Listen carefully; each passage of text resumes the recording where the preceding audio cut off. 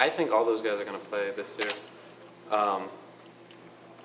Yeah, I think in certain roles, I think all of them will play this year. So he's taken to it well. He's a smart guy. His background as a quarterback helps because he sees the game from a big picture. And he's really studying hard, and so he's taken to it really well. I would say exactly how I expected, because he's just, that's kind of his nature. Which weight is he gained? Was he? Is he up to where you guys want him, or? I don't know where he's at right now. He's not up to where I want him yet, though. He's going to get way, way stronger. I think just the nature of the quarterback position is like you just don't lift that hard, and there's certain things that you don't necessarily want to do with your throwing motion. So he is not nearly where he's going to end up strength-wise. So, and he gets that, and he works his butt off. And the blocking part of it, I would assume, is the one thing that maybe he's got further along to improve on. For Gentry? Yeah. Yeah. Why was Zach moved to tight end? Because he's got what we call a dominant trait. He's super fast and super tall, and he has very good hands. So he has something naturally that gives him a chance to beat anybody as a route runner. And that's something like, just recruiting-wise, you want to bring people in who have a dominant trait, whether it's just being a vicious blocker or being a really savvy route runner who has great body control. I mean, just something that you're really, really good at, and then you get good enough at the other stuff that you're well-rounded and not necessarily a one-dimensional guy. So he had that, and I was really hoping that he would move over. So I've been really excited to work with him. It's been fun. Do you feel a little bit like you have an embarrassment of riches in terms of your position group? I mean, you have a lot of, it seems like you have some depth, and like you said, guys who are capable of fitting in here and there, doing what you want. Mm-hmm. I'm not embarrassed. I'm really happy about it.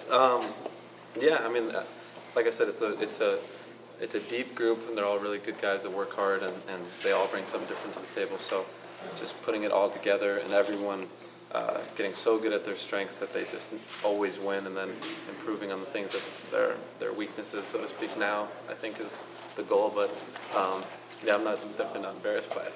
Love it. Was there any conversation moving Tyrone to the line, to the offensive line? Never. None. You wouldn't let that happen? No, I'm not letting anybody come near him unless Tyrone asks for that.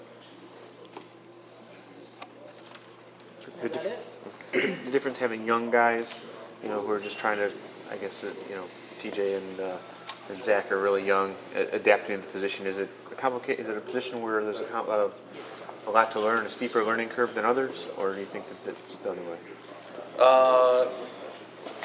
I don't want to compare it to other positions, but there's a lot of stuff, certainly. Just because you're involved in the pass game and the run game, just the amount of calls that have to be made on the line of scrimmage, the communication with the other players, those kinds of things are what young guys struggle with the most, because it involves confidence, and it's tough to really get to the line of scrimmage and be confident when you've never done something before. So I think that comes with time, but that's probably the biggest thing is getting comfortable with all the different things. So I don't know how it compares to other spots, but certainly it is a very tough position on a young player. But our guys work really hard, so they're up to the task. When Jake Butt talked to you about going into the NFL or staying, what kind of advice did you give him? I don't really remember. I remember telling him that there's certain things that him and I have always been on the same page with, that he had to improve on, and we from the get-go had I think a really good plan to address those. So that was something that really it wasn't any new information. Whenever we talked about that, it was just kind of me listening to him, really, and then he kind of knew how I felt already about where he was at as a player and where he could go, and I just told him if he comes back, the plan will continue as it was already laid out to make him the best tight end in America. I think he is now. I think he can really separate and solidify that this year with just making a few tweaks and improving some other things. That's what I was going to ask you. What separates him from being the best in the country? I mean, you think he is, but what do you think? There are some little things he has to tweak, you said. So. Yeah, I mean, just consistency, because he's very capable as a blocker. He's been a violent guy. He's had good hands as a blocker. He's played low enough.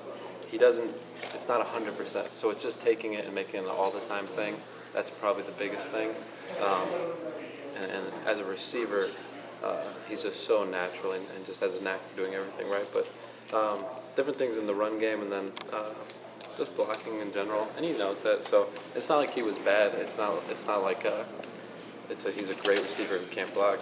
It's just the standard here is so high at that position. We want him to be the very best. I mean, we want him to win 100% of our blocks. So that's probably the main thing.